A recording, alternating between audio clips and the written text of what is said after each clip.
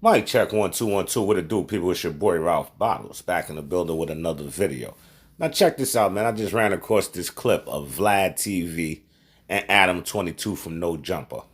All right, and they basically up here talking to each other, laddy dagging, and I just want y'all to pay attention and understand how these guys, okay, these Caucasian guys, put right in front of your face how they don't care about you. Okay?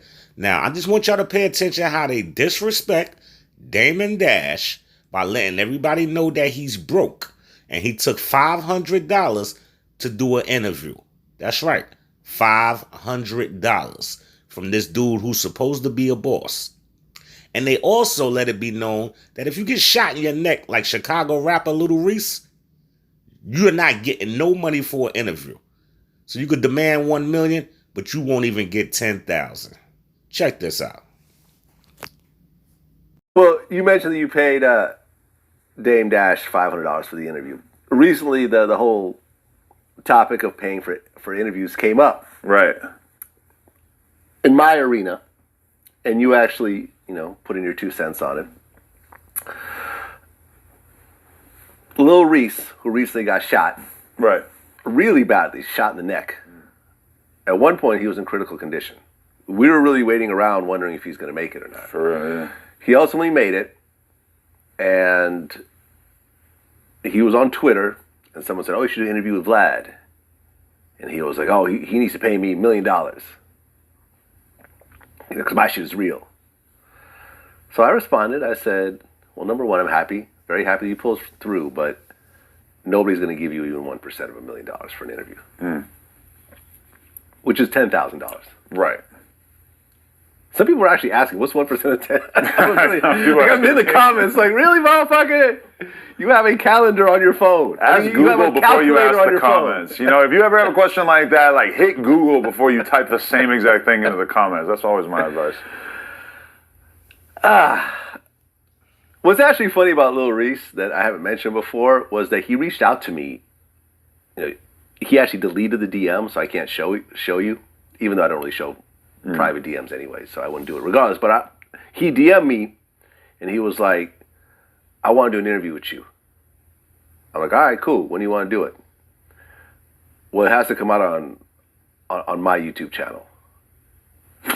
So I said, "Well, if you want to pay for the cameraman and the editing, if you want me to conduct it, I'll do it for you. But I'm not going to pay for a cameraman and use my studios and film it and edit it for you and then have you put it out on your YouTube channel, where I make weird. zero money." Yeah.